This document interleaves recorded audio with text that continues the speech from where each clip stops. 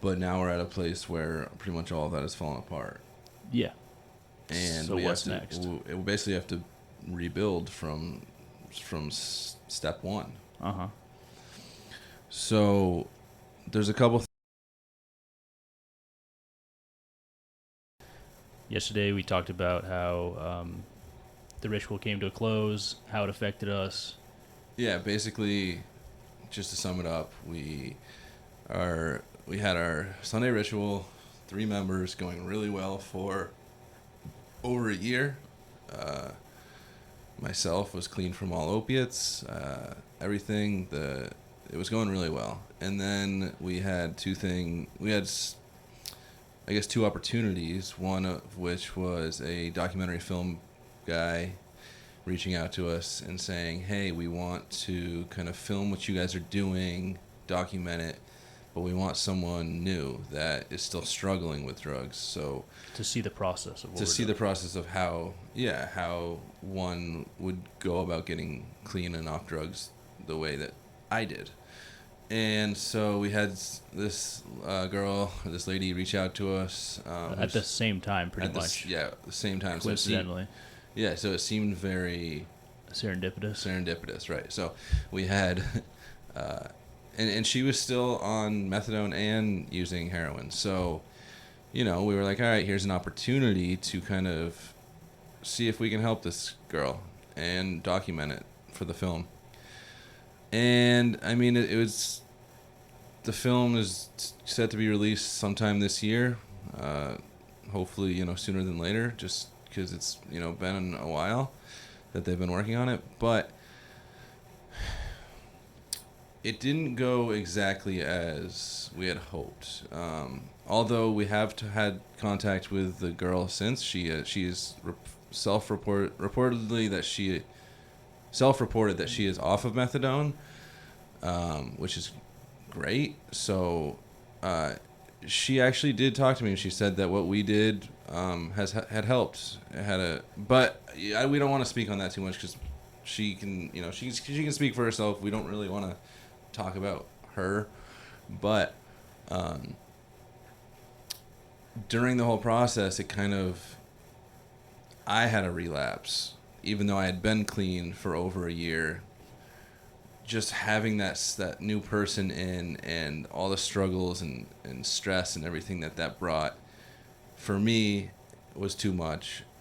I don't want to go into the details of why what exactly it was. I don't even know if I know exactly what it was that sent me off on the relapse. I have an idea, but it was just kind of a lot of things all at once. And so since then, it's been about 6 months or so since we've stopped recording, and Well, also, it since we stopped doing the documentary. stopped doing the documentary, stopped doing the ritual. The ritual fell apart. 2 other people, haven't really had contact with them in about Pretty 6 much months. all this solidified practice that we had that was working dissipated, fell apart, and now we're all just doing our own thing, and we're not connected like we were. So I'll just be 100%. I'm back on methadone, and I'm not using illicit drugs like heroin like I was when I used to be on the methadone before all of this, but I am definitely, I am still using. It's not like I'm using today. I'm not using every single day, but there are times where I'll go a few weeks, sometimes a month, over a month, where I won't use. But then something will happen, and I'll get stressed or something, and I'll have a relapse for. Sometimes it's just one day, sometimes it's a couple days, but. So in a lot of ways, I'm pretty much back to where I was before the ayahuasca experience happened. So here we are. We just want to give an update, but we also, we want to talk about, where we're at now and where we see us going in the future. Yeah. And yesterday I asked you, do you think what we did still has merit? And you said yes. And what do you mean what we did? the ritual structure, the cannabis ritual, where, and along with that, the tenets of that vulnerable self-expression, being open and honest, confronting our fear and anxiety, and using, plant medicines, ritualized states of consciousness in those ways. So the podcast would be one of those avenues. Podcast, the video, this podcast setup, the Sunday ritual, and I think there's other things we have to do in our life to connect and to confront our fears and anxieties. It's like the daily things of just facing life. Yeah. But I believe 100% that what we were doing really helped me better myself. I know for a fact it did, and I think it can continue to do so. But now we're at a place where pretty much all of that has fallen apart. Yeah. And so what's next? We basically have to rebuild from step one. Uh-huh. So there's a couple things that I have that I want to do, and I think I've talked to you about. One of which is vlogging. The way of the world it is now. There's so many people on social media who are just kind of documenting their daily life, and I want to do that. I want us to do that. I want, in the meantime, it's not just going to be simply just showing it, our life. There's things behind it that make me want to do this. One of which is I'm back to square one with the drugs and the struggle, but I want to get to a place where similar to where I was, when we were doing the ritual, and when after the ayahuasca experience, where I got off the methadone and clean. So we weren't able to document that because we didn't know what was happening. We weren't aware that okay, I'm going to get clean. We were just going at it, and it worked. Uh-huh. But now we have the chance to connect with people online through YouTube or videos and through our podcast, and give real up to date documentation updates. Yeah. So we have a real opportunity to document this process. Yeah, and I think what I would like to do is 2 to 3 vlogs, upload 2 to 3 vlogs a week. I'm going to be working, so that's going to take a lot of my time. But other than that, when I'm not working, I think I'm going to be spending time connecting with people on social media, connecting with YouTube, connecting with our audience to show what it's like for me, someone in active addiction and recovery and all that, to show what it's like to go, someone like me who is still struggling to get off of opiates and methadone. I'm not going to get off. My plan is not to get off the methadone right away. I'd like to bring all of these things, like the ritual, all these practices that we have, and intricate them into my life, bring them into my life, make them actual real practices while I'm still on methadone, and then do that for a few months, and then once I'm off I haven't used, and I'm only on the methadone for a few months, I haven't used any other drugs. So technically I'm clean, but just taking methadone for a few months, and have all these practices in place, structures. Yes. So that when you get off, you have so the that when supports I'm there. ready, exactly. So that when I'm ready to get off the methadone, I have these supports in place. Yeah. And then I'll be more. I'll feel like that's what helped me get off methadone in the first place, was knowing that you guys were still going on with the ritual, and we're gonna be there for me when I get out. So when I get off. And I think that's a good idea, because the first time you got off methadone, there wasn't, or when you were first trying to, there wasn't a whole lot of structures in place. You're just kind of trying to go at it, just willpower it. Yeah. And it was, super stressful for everyone. Yeah. But I think, the Sunday ritual is, to me, it's the most important thing.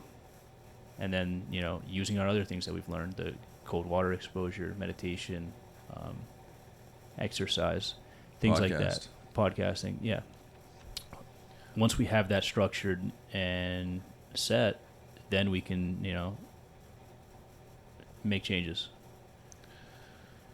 Yeah, so this will be, and the other thing that we want to talk about is we don't want to tie our, like, success, we don't want to tie this, like, from the beginning to the outcome, like, we don't want to, I don't want to be so tied to the outcome. Like, whatever happens, happens. I don't want to be like, oh, if I don't succeed in this, that it's a failure, because as soon as I do that, I think I set myself up for failure. I think I need to be, tied to the in the moment process, be in the moment and be in the, like, every day as much as I possibly can, because if I'm tied to, this is only going to be, worth it if something happens, then usually the thing doesn't happen. So yeah, I mean, it's not like a win or lose type thing we're doing here. This Right. is being present, open, and vulnerable every day. That's where the value is. which is really what life should be about. Yeah. So Regardless of the outcome, there's value in just that. Right. So this is valuable for me, and I hope this is valuable for, other people that want to connect and need some support. And I'm also here. Like, you can reach out to us. We're here through our website. cultivatingconnectionsvt.com is our website. You can go there and send us a message through this. I imagine this will be a couple months to maybe a year-long project where we're going to be uploading vlogs and podcasts and just kind of documenting what it's like for someone to, again, get off of methadone and get off of opiates, and with real, live updates, because we'll be uploading things every few days. We'll be uploading something new. So Let's see where it goes. reach out to us, and let's and I think the documentary will be released soon, so I think that's exciting. It'll get a lot of people to, like, see, what it's like for us and what things have helped us in the past, and now we're just gonna start over from step one and do it again. So what is step one? Step one for me is, just there's a good question. Like, what is step one? I guess for me is, let's start meeting every Sunday.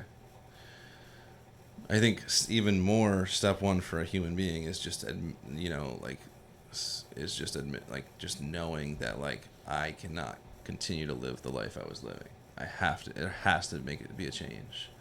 So step one is just like, and I guess step one of the 12 steps is admitting to yourself, right? Admitting to yourself that you're powerless over whatever it is. So to me, like, really step one is just something I can do right now, just admitting that I don't have power over really anything but myself. But in a more practical sense, step one for us will be, let's meet every Sunday. And what does that look like? Like the same thing we were doing before, out in the woods? Well, I think to start, we can start doing that, because that's something that we know we've done, we can do, and it's just, it's practical. It's like, out let's in the just woods, go out. silent meditation with cannabis, and then vulnerable expression, talking to each other. Yeah. So it'll just be me and you for now, and, maybe we'll add someone. If there's, someone local that wants to join us, that thinks they could add value, I know anybody could add value. It doesn't have to be a certain person. But if somebody thinks that they could really benefit from this, or, add value to this, then hopefully we'll find them. Yeah. And hopefully this just grows. But either way, it's not about that. It's really just about, what can I do? Can I do it for myself? Yeah. It worked in the past, so I know it can work again. It's just how much effort do we want to put into it and make it work. Yeah. Good. But this is a good start. So good start. get to it. We'll do one this week, and then come back and see how it goes. Tell you about it next week. Yeah.